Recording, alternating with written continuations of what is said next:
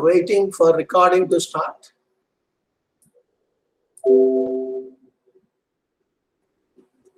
Okay, good morning all of you. So let's get started. I want to pause a little bit, and you have any questions related to whatever is covered? Anyway, I will try to do my best to recap everything what we have done. Okay.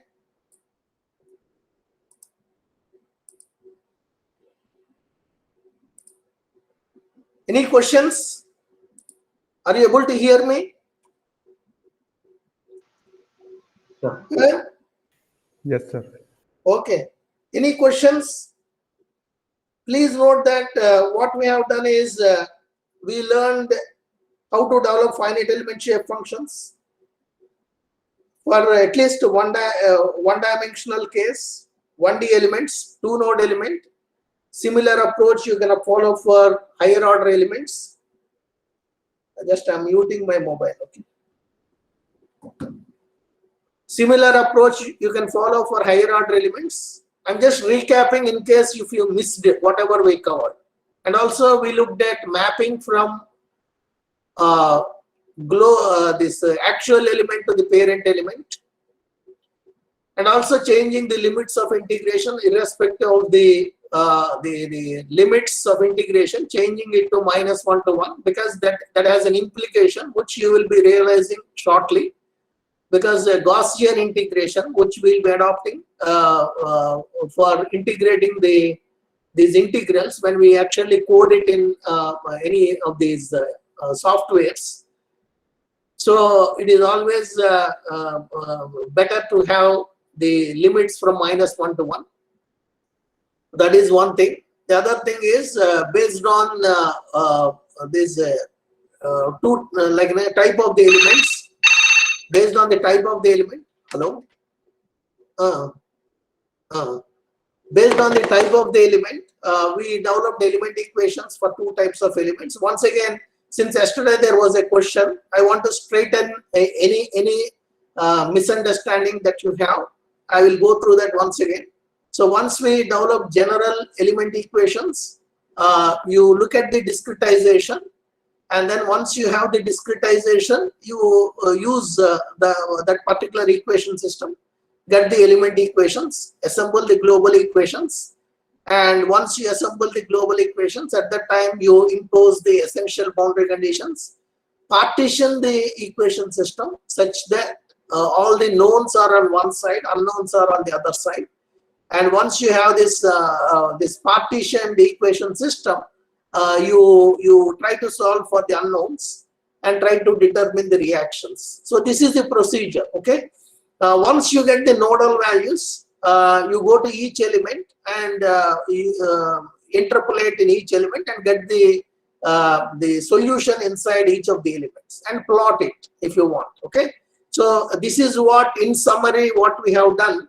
So let me once again show you that. Okay.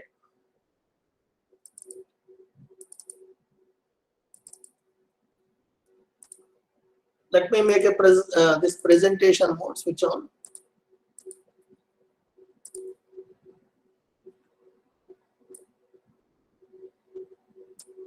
And today is already 23rd. I hope you are attempting the assignment problems. Okay.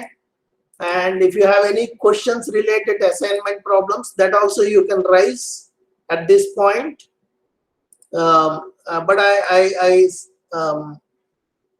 sincerely advise that you make a serious attempt for these assignment problems, and that helps you to go a long way in your learning process. Okay, assignments are going to help to learn a lot. And so let me recap what we have done. So this is the boundary value. Sir, I have one question from assignment. Tell me. Sir, in eigenvalue problem, suppose if you are taking a linear trial solution and we get one eigenvalue, and if you take a quadratic trial solution, is it necessary that eigenvalue from linear trial solution and quadratic trial solution will be same? No. You see, Anyway, whatever he experienced, okay, unless you attempt the problems, you will not be able to experience that. Linear element is like a two-node element, okay. Sorry, linear approximation is like a two-node element. A quadratic approximation is like a three-node element. As you keep on increasing, maybe you attempted using a linear or quadratic and cubic, or linear and cubic. Linear and quadratic. Okay, linear. From linear, you got some value. The question is, when he adopted linear approximation, linear trial solution, he got one value, and when he adopted quadratic trial solution, he got another value. And please note that still that solution has not converged. From linear to quadratic, you are going to get some convergence. And if you still want to, if you are still curious, you can go for cubic, okay, and see how quadratic is going to match with cubic. So since the assignment is meant to solve using pen and paper, I told you to solve using linear and quadratic. But you may not achieve the convergence, whatever convergence that is required. You may not have achieved that. It is only learning process. If you really want to get a converged solution, you better try cubic and also fourth order, quartic. Quartic also you can try. Then you can see how the solution is converging. Any questions? Huh? No questions. Anyway, you will not have any questions. Tell me. Suraj, tell me. Sir, means we will not get the exact eigenvalue unless we get the exact solution. Please note that what is the purpose of doing all this? We want to solve for an unknown problem some approximate solution, okay? Some approximate solution to an unknown problem.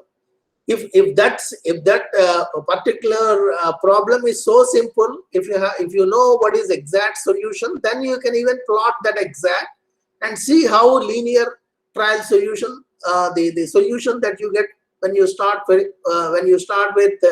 linear trial solution, how it matches, and also how it matches if you take quadratic trial solution, if you know the exact.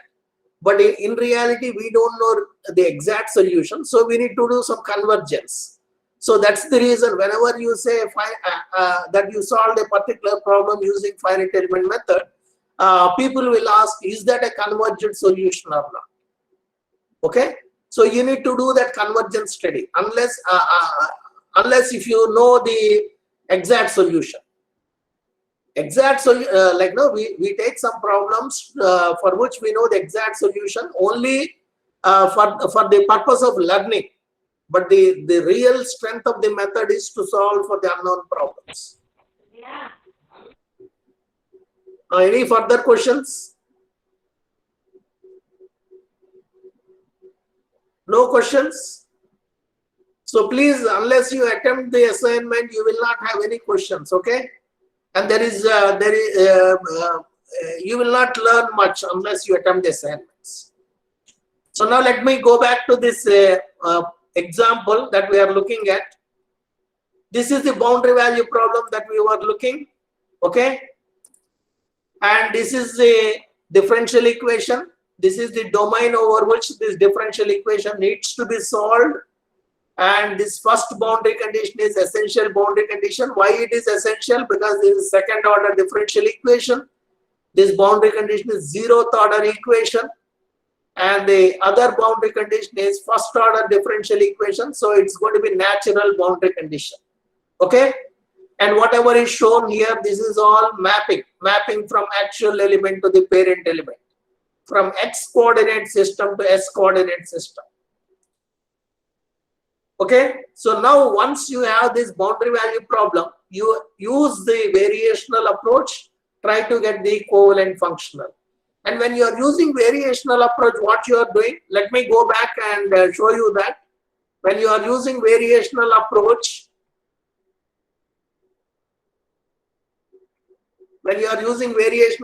what you are doing, this is a different boundary value problem. I just projected this slide only to show the procedure. Okay, given differential equation, you multiply on either side with variation of the quantity that you are trying to approximate, integrate over the problem domain. That is the first step.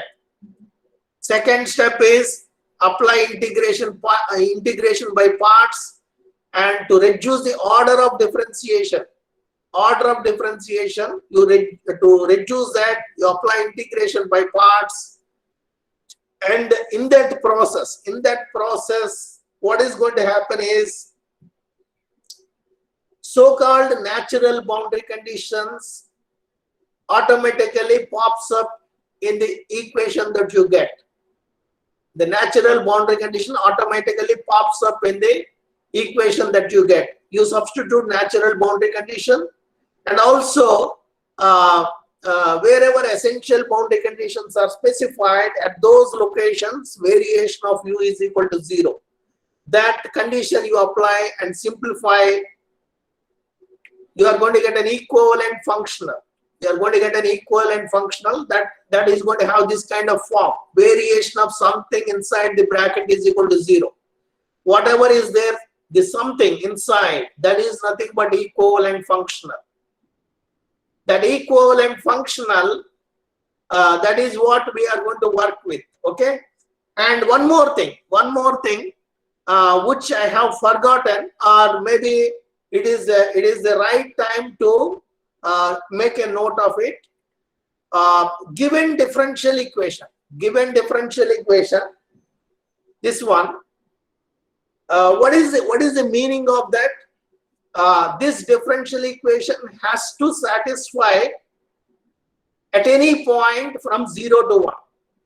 This differential equation has to satisfy at any point between 0 to 1. There are going to be infinite number of points between 0 and 1.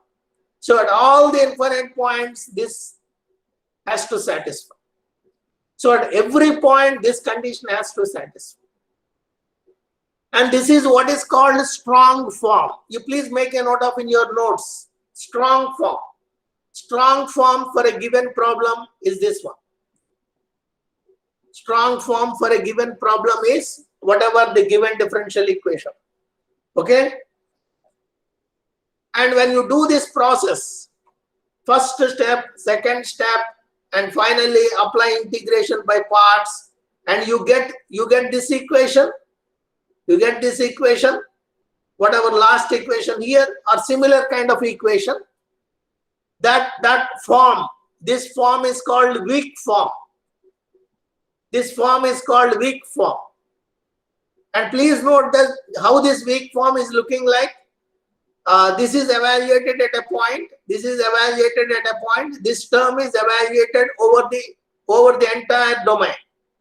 So weak form is going to translate the given problem, okay, such a way that it satisfies in an integral sense. So if you did not understand this, that's fine. But just to make a note, the given problem statement is what is called strong form. Strong. S-T-R-O-N-G. Strong form. And this, after applying integration by parts, whatever equation that you get, it's called weak form. Because in some textbooks, standard finite element textbooks, you will see this kind of terminology. Weak form and strong form. What is strong in strong form? What is strong in strong form? The order of derivative is going to be higher. The order of derivative is going to be higher. In strong form, you can see the order of derivative is second order derivative. In weak form, the highest derivative that is present is first order. So that is one point you make a note, okay? Anyway, these are the steps involved in variational method.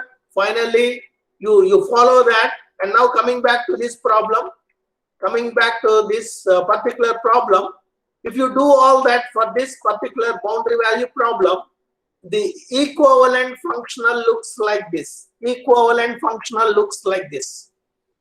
And yesterday there was a question about these boundary terms. Okay, I will try to once again address that, and if there are any further clarifications required, you can raise that at this stage. Okay, so now this is the equivalent functional. It has some integral term is there, and other two terms are there. Those two terms are associated with a particular point, and that particular point is x is equal to 1, where natural boundary condition is specified. Right? Where natural boundary condition is specified. And in this entire process, of getting the equivalent functional, where did we use essential boundary condition? Where did we use essential boundary condition? In this entire process of getting equivalent functional, we used essential boundary condition at one place. We used essential boundary condition at one location. Where is that location? Please recall, variation of u evaluated at x is equal to 0 is 0.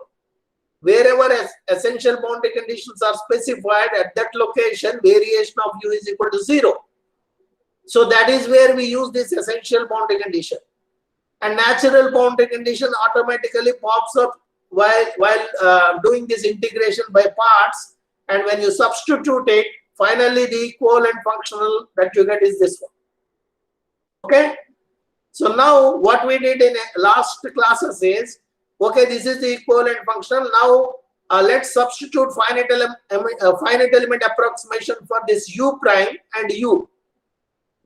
And also for x, you substitute the mapping from x coordinate system to s coordinate system, and change the limits of integration. Dx you replace with the ds, some multiply L over 2 ds, and limits of integration changes from -1 to 1. And ignoring these two terms, we developed an element equation system, and including these two terms, we also developed element equation system. Okay, so those two equation systems, ignoring those two terms, the element equation system is this one. Including those two terms, element equation system is this one. And why we have done it? Because depending on the discretization, for some elements, x is equal to 1 may not be part of that element. So for those kind of elements, use this element equation system. And for the elements for which x is equal to 1 is part, use this element equation system. Okay. So it's like developing a general formula, a plus b whole square. We have a general formula. So depending on the element, depending on the discretization, I can choose a particular formula, substitute the required quantities, get element equation for element 1, get element equation for element 2, get element equation for element 3. Okay, for 3 element discretization. Yesterday I showed you how that discretization looks like by drawing even the line and showing the nodes and other things. Okay, any questions here? Once you got element equations, each of the element equations, then you need to do global equation assembly, global equation system assembly. That global equation system assembly is going to depend on each element connectivity, each element node connectivity. When we say node connectivity, in the sense element 1 is connecting nodes 1 and 2, that you need to keep in mind. Nodes 1 and 2, element 1 is connecting nodes 1 and 2. And also node 1 is the first node, node 2 is the second node. Okay, 1 and 2 nodes, element 1 is connecting 1 and 2 nodes. So the contribution from element 1 goes into these locations. Yesterday I explained to you. Based on this, you can put the contribution from element 1 into the global equation system. And please note that when you are solving problems, you don't need to show all this. You can do all this mental calculation. You can do all this in your brain. You can directly write the global equation system. Once you are become expert, You don't need to go through all this. This is for a beginner or a learning person, okay? A person who is just started learning, to explain that I have written all this. If you already know all this, you directly write the global equation system. So element 1 contribution goes into these locations and into these locations in this right hand side vector. And now element 2 contribution, where it goes into, it depends on element 2 connectivity. Element 2 is connecting nodes 2 and 3, so it goes into the location 2 2 2 3 3 2 3 3 and into the location 2 and 3 in this right hand side vector. So you put those contributions from element 2, and already element 1 contribution is there at that location. To that you add element 2 contribution. Okay, and now also element 3.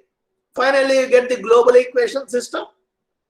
And now you see, now this is where you need to apply essential boundary condition. So now you got the global equation system. You go back to the problem statement. In the problem statement, it is given u evaluated at x is equal to 0 is 1. That means u1 is equal to 1. That is given in the problem statement. So u1 is equal to 1, u2, u3, u4. We need to determine. You partition this equation system. Luckily, as I mentioned yesterday, knowns and unknowns are separated in this particular case. If your node numbering is something different, it may not happen like this. In that case, you need to rearrange these equations such a way that all the unknowns are on one side, all the knowns are on the other side, and do the partitioning of equation system and determine the unknowns u2, u3, u4. Once you determine u2, u3, u4, one more thing is, wherever essential boundary conditions are specified, at that location in the right hand side vector, reaction is going to be developed. So you need to, this becomes an unknown. Okay, so you need to determine what is that. Once you get u2, u3, u4, you back substitute everything and you can determine R1. R1 is the unknown at this location. So this is the solution procedure. Once you get all this, U1 is already given. Once you solve U2, U3, U4 using this equation,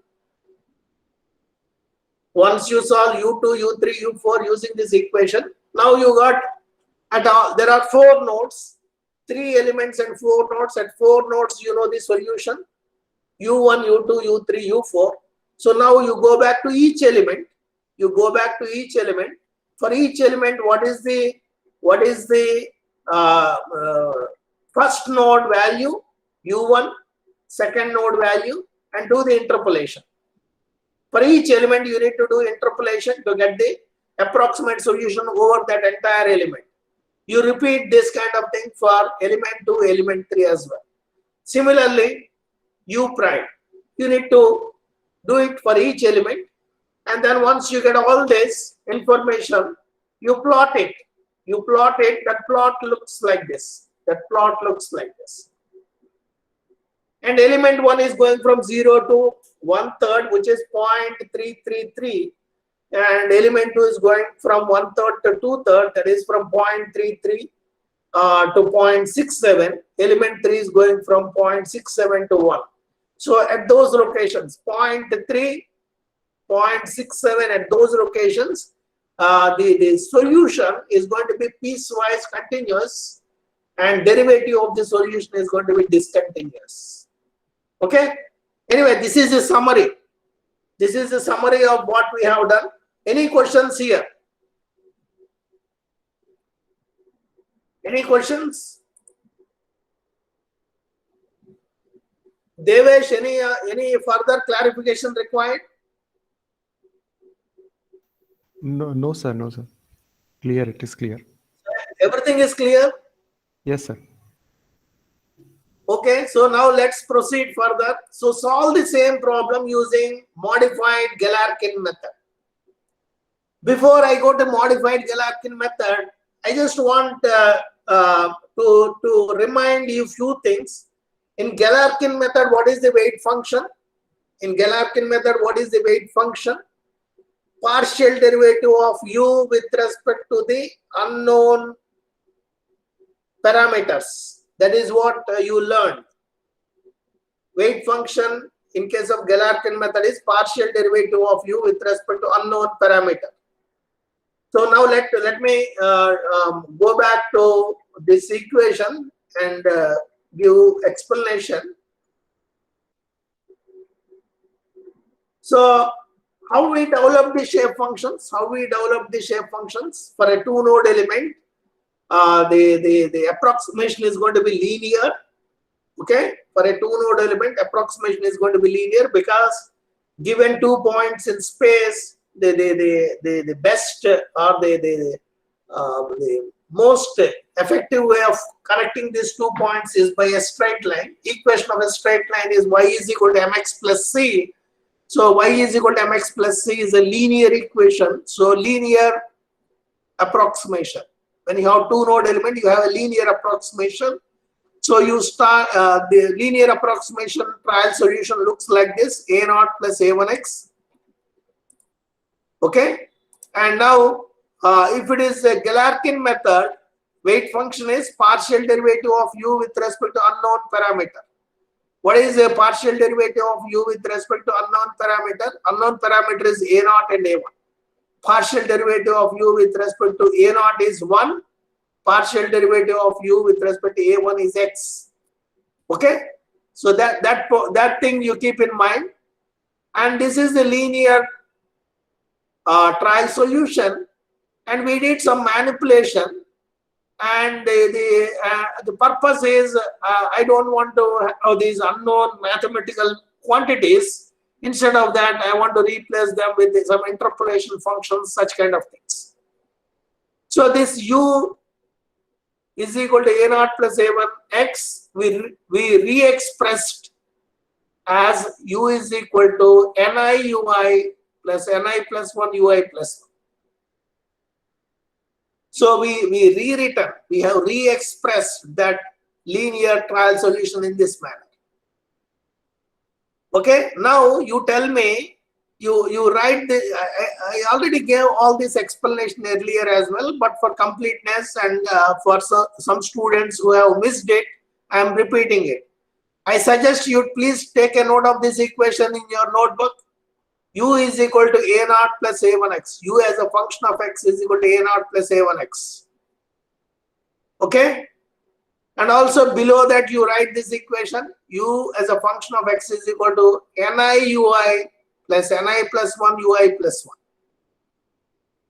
Now, in case, now you see the correspondence between these two equations. 1x are called basis functions. In case of this, when you write in this form, 1x is replaced with ni plus 1. ni plus 1 are nothing but the shape functions. Ni is the shape function corresponding to node I. Ni plus 1 is shape function corresponding to I plus 1, node I plus 1. Okay, and 1x, they are called bases, they are linearly independent. Similarly, ni plus 1 are going to be linearly independent. Okay, and so a0, a1 position is taken by ni plus 1. Sorry, a0, a1 position is 1x position is taken by ni plus 1. a0, a1 position is taken by ui plus 1. Please take a note of it. Compare both equations. 1x position is taken by ni plus 1. a0, a1 position is taken by ui plus 1. Now, look at the definition of a Galerkin method. Look at the definition of Galerkin method, how the weight function is defined. Weight function is partial derivative of u with respect to the unknown parameter. Unknown mathematical parameter. That unknown mathematical parameter position is taken by ui plus 1. So the weight functions in Galerkin method are going to be partial derivative of u with respect to ui, that is one weight function. You can represent it as wi. Wi is going to be partial derivative of u with respect to ui. Wi plus 1 is going to be partial derivative of u with respect to ui plus 1. Please make a note of it, okay? Wi plus 1. What is going to be wi? What is going to be wi? Wi is partial derivative of u with respect to ui. Wi is going to be same as ni. Wi plus 1 is going to be same as ni plus 1. Any questions here? So in case of Galerkin method, shape functions or interpolating functions are going to be same as weight functions. In case of Galerkin method, shape functions are going to be same as weight functions. That is what you need to take a note of all this discussion here. Any questions here? I'm going to use that information here. I'm going to use that information when I'm developing element equations using modified Galerkin method. Shape functions are same as weight functions. Or weight functions are same as shape functions in case of when you adopt finite element method. Okay. Any questions on that? So now this is same problem, same boundary value problem, and you are familiar with this mapping. You are familiar with this mapping. Okay. All this is same. In case of Galerkin method, here it is written modified Galerkin method. The difference is between Galerkin method, modified Galerkin method, integration by parts you are going to use to reduce the order of derivative. That is the only difference. So before going to that integration by parts, what we need to do in Galerkin method, given boundary, given differential equation, you need to multiply with a weight function. What weight function? What weight function? It depends on the discretization. So let's see all that. So please take a note of it if you want, whatever is there in the slide. I think there is not much information. You already have all that information with you when you solve using variational method.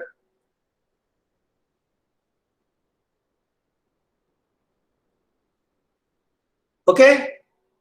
So all this is already there with you. Okay. This is the mapping from x coordinate system, the s coordinate system, all that. Whatever we have seen under variational method, that is all reproduced here. U is written as n transpose d, u prime is written as b transpose d. And what is n prime? What is n1 prime? Because you need to also know the derivative of shape functions. What is n1 prime? N1 prime is nothing but derivative, partial derivative, or you can say full derivative, because n1 is, what is n1? How n1 is written in x coordinate system? You need to have all these on your fingertips. Okay, what is n1 in x coordinate system? n1 is x2 minus x divided by L. n1 is x2 minus x divided by L, and n2 is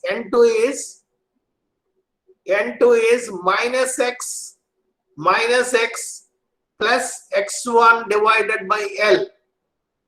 Please make a note of it. Okay, so n1, n2, you can see from whatever expression that I mentioned just now, n1 and 2 are functions of x alone. So partial derivative is going to be same as full derivative. Okay, that's the reason it is written here dn1 over dx. So n1 prime is dn1 over dx. You take derivative of n1, which is x2 minus x divided by L. What is the derivative with respect to x? That is what is written here, minus 1 over L. What is the derivative of n2 with respect to x? N2 is minus x minus x plus x1 divided by L. Sorry, it is N2 is x minus or what is that? X1. Huh? So minus x1 plus x by L. Yeah, minus x1 Minus X1. minus x1 plus x over L. So the derivative is going to be like this. Okay, I think you just see those expressions, then you will understand. Okay, so you make a note of these derivatives because these derivatives are also required. Why these derivatives are required?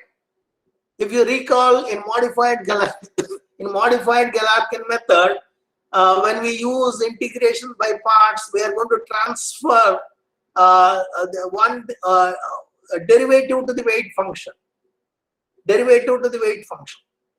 Okay, and when we do that, that means we require derivative of weight function. Weight function is same as shape function, so we require derivative of shape function. So that is the reason we are making note of all that information.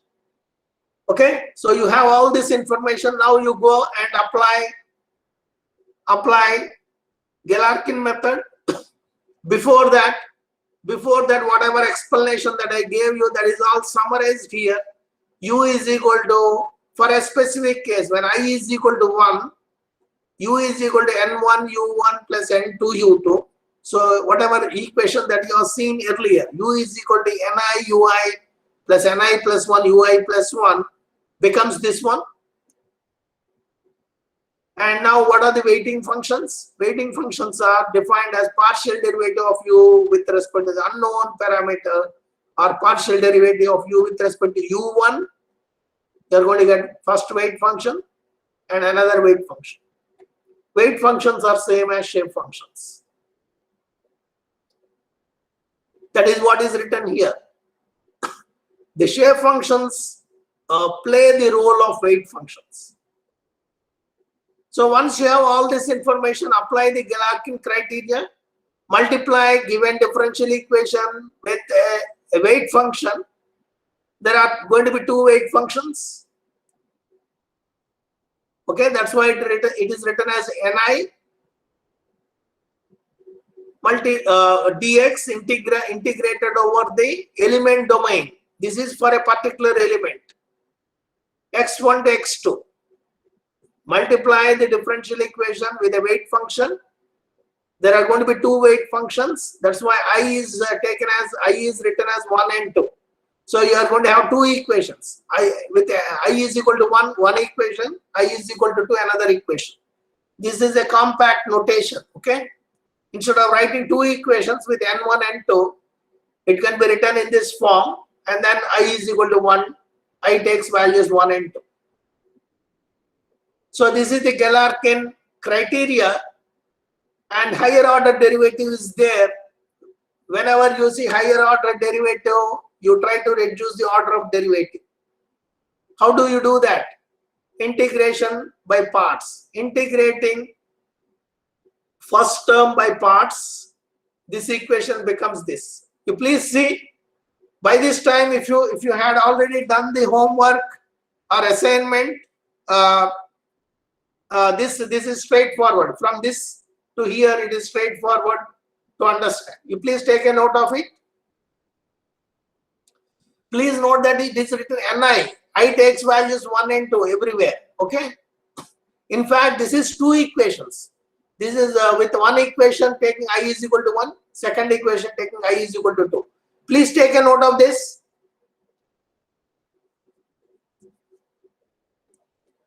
I'm going very slow, understand, because the idea is to make sure that you follow. And whatever this understanding is important, because you can solve any problem. Once you understand this procedure, you can solve any problem. Given differential equation, problem domain, boundary condition, simply apply these procedure. Okay.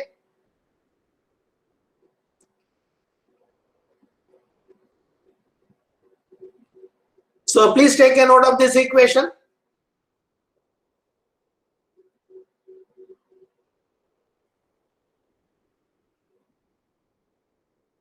Okay, you have taken note of this equation. So now let's see some properties associated with N1 and N2. N1, N2 possess what is called Kronecker delta property.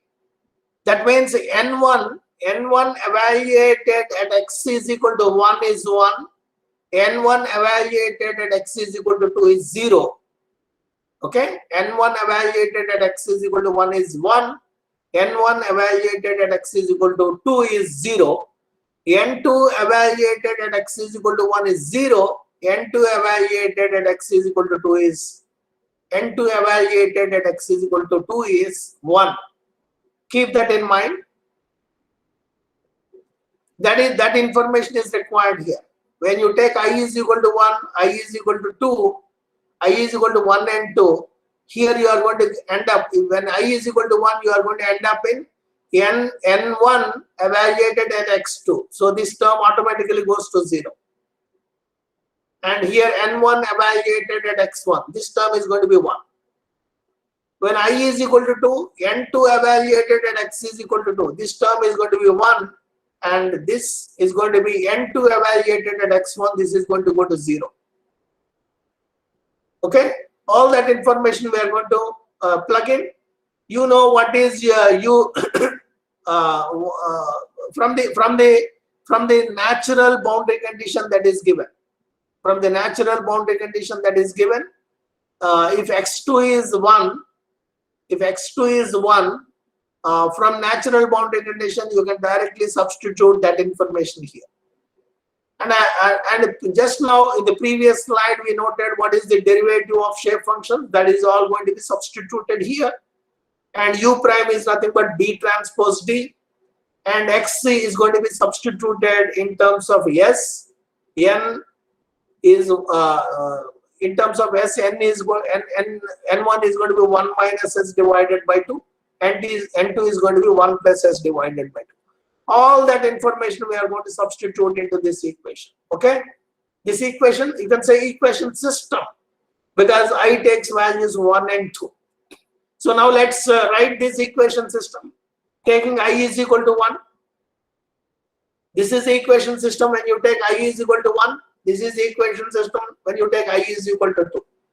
So you please take a note of these two equations. With whatever explanation that I gave, you should be able to easily understand how the previous equation got reduced to this one when I is equal to 1, got reduced to this when I is equal to 2. Please take a note of these two equations.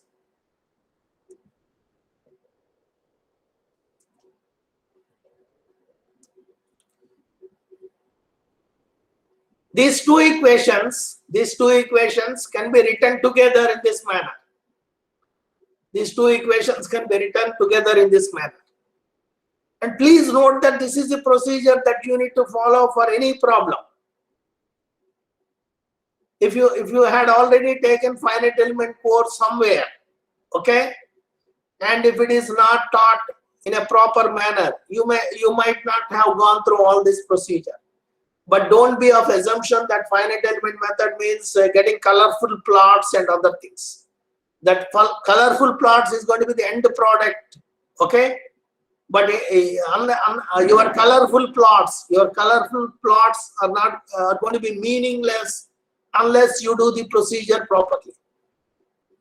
So this is all what goes into that final result. Okay. Anyway, that is all side note. So take these two equations, write them together, and then now substitute what is n1 prime, n2 prime, what is u prime, all that information. U prime is b transpose d, and b transpose d is nothing but 1 over minus 1 over L u1 u2. Change the limits of integration, all that what we discussed. If you do all that, this equation becomes this one. Please take a note of these two equations.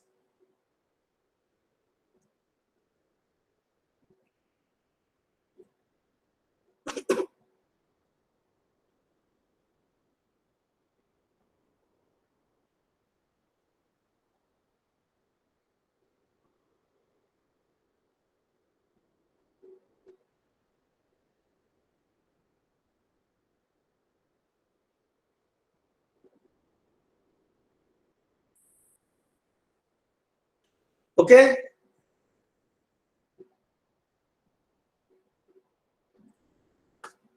So you have taken note of this equation system. If you are taking note of this, you do all this multiplication. You can see here, and I told you in finite element method, you need to always keep track of the dimensions of vectors and matrices, whether you are able to do that multiplication properly or not. So here, what is the dimension of this vector? 2 rows, 1 column. It is 2 by 1, and this is 1 row, 2 columns. So 1 by 2. When you multiply this with this, when you multiply this with this, what you are going to get? 2 by 2 matrix. That 2 by 2 you are going to multiply with 2 by 1. So finally, this integral is going to result in 2 by 1 vector. And this is a 2 by 1 vector. From this 2 by 1 vector, you are subtracting again 2 by 1 vector, and also watch the dimension of this. This is already 2 by 1 vector, and this is like a scalar quantity, so it's going to be 2 by 1 vector. So everything is 2 by 1, and here on the right hand side also 2 by 1. So the dimensions, you need to always keep a watch on the dimensions, whether they're matching properly or not. If they are not matching properly, that means you might have made some mistake somewhere. Okay, you need to check that. Okay, so this is the equation system. So you simplify this, finally you get this one. So this is the element equation system when you adopt modified Galerkin method. This is the element equation system that you get when you adopt modified Galerkin method. And please note that since we followed 2 different approaches, previously we followed variational approach. At that time we made 2 equation system, one with element with boundary conditions, without boundary conditions. Okay, we got 2 element equation system. That is with respect to that approach. In this approach, you get 1 equation system. This is the element equation system that you get from modified Galerkin method. Once you get this element equation system, this is like a formula.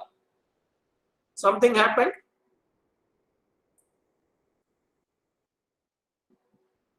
I don't know why he is coming late to the class. Huh? Some students are coming late to the class. What is the point? We are almost at the end of the class. Huh?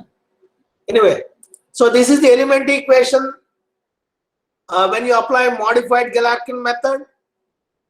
Okay, so now you again the objective is we follow 2 different approaches, and whether 2 different approaches give the same solution or not. So now we got this element equation system using modified Galerkin method. Let's adopt 3 elements of equal length over the domain 0 to 1. So first element is going from 0 to 1/3, second element from 1/3 to 2/3, third element from 2/3 to 1. So please take a note of this equation system. So first element equation, if you want first element equation system, you substitute x1 is equal to 0, x2 is equal to 1/3, you get element equation for first element. Second element, x1 is equal to 1/3, x2 is equal to 2/3, you get element equation system for second element. Third element, x1 is equal to 2/3, x2 is equal to 1, and the length of the element in all the cases is going to be 1/3. So you get element equations for all the 3 elements in that manner. For all the 3 elements in that manner, you get the element equations. Those element equations looks like this. In superscript, here please note that on the right hand side you have 2 vectors, and please note that these are the local node numbers. These are the local node numbers. 1, 2 represent the local node numbers. So element equation system corresponding to element 1, use superscript 1. For element 2, use superscript 2. For element 3, use superscript 3. So you do all that, you get these element equations. You get all these, you use all these element equations. Okay. And now put them into the global equation system. You get the global equation system. Before that, please note that what is going to happen on the right hand side vector when you this contribution, this 1 over 324, 3 over 324. This 1 over 324 contribution is going to the first location, first position, and 3 over 224 is going to go into second position. And you have another vector on the right hand side. This is going to go into the first position. This is going to go into second position. For element 1, global node numbers and local node numbers are same. Okay. And now coming back to this one, element 2 contribution. This contribution is going to the second location. This contribution is going to the third location. Similarly here, I want you to focus here. So here, before you substitute this into the global equation system, you need to do the mapping from local to the global coordinates. For element 2, what is the first node? For element 2, first node is same as global node 2. So this becomes U2 prime. This becomes minus U2 prime, and this becomes U3 prime. Similarly, this becomes minus U3 prime. This becomes U4 prime. You need to keep that in mind. Okay. So in this vector, when you put this in the global equation system, this quantity gets cancelled with this quantity. This quantity gets cancelled with this quantity. Okay. So that is all what is going to happen. You please take a note of it. Whatever I explained to you, the contribution from element 1 gets cancelled with element 2. Rest of the things remain similar to whatever we have seen earlier. Okay. So this also same thing.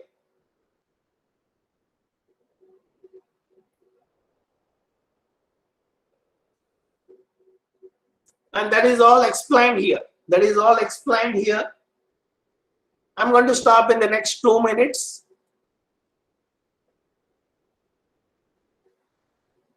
Okay, that's all explained here. What is explained? Hello? Huh? I will call you back. Okay. And please make a note of it. What is written here?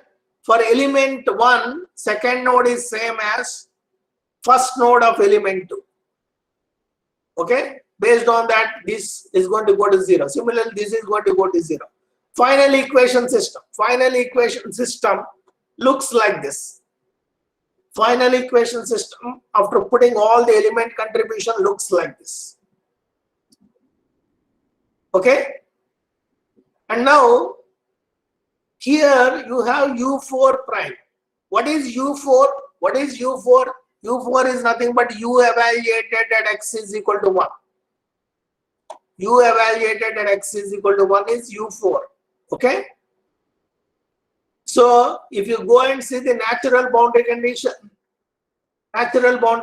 is this one. What is this? U evaluated U prime evaluated at x is equal to 1. This is nothing but U4 prime plus U plus 2 times U evaluated at x is equal to 1. That means this is U4 in this particular discretization. So U4 prime is equal to 2 times U4 prime plus 2 U4 is equal to 1. Or U4 prime is 1 minus 2 U4. So that information you can substitute here. That information is substituted. Here, that is what is mentioned. Essential boundary condition is U evaluated at x is equal to 0 is 1. That means U1 is equal to 1. And natural boundary condition gives U4 prime is equal to 1 minus 2 U4. So this equation system becomes this one.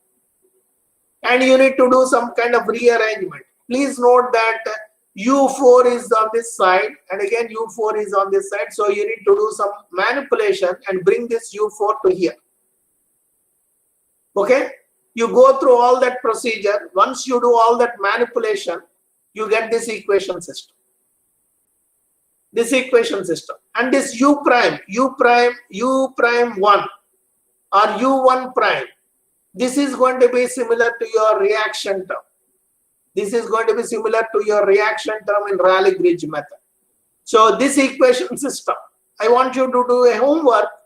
This equation system if you bring this U4 to this side, this equation system reduces to this one. And what is written here? These equations are identical to those obtained by the Rayleigh-Ridge method. The resulting solution would obviously be same as that presented earlier. Okay? And that is what we learned even in classical methods. Whatever solution that we get using Galerkin method is going to be exactly same as what we get from variational method. And even if you substitute finite element approximation, that is going to remain same. Okay? Anyway, I think we covered enough. You please go through all this. And if you have any questions, please, we'll discuss it in tomorrow's class. And if you are comfortable with all this, now we are ready to solve the problem for which we developed the differential equation and also boundary conditions. That is this one. Now we are ready to solve this one. So far, whatever we solved, they are all mathematical problems. So far, whatever we solved, maybe you did not get a physical feel for the problem. So from now, we are going to apply whatever we studied and solve bar problem and afterwards truss problems. One dimension, plane truss, and also 3D trusses, plane frames, 3D frames, all that. Okay. So from here, we are going to start the structural mechanics problems. So whatever we covered till now, you please look at it, and if you have any questions, we'll discuss. Okay? Any questions? And please come to the class on time. There is no point in coming in the last 10 minutes. And please note that the attendance is like,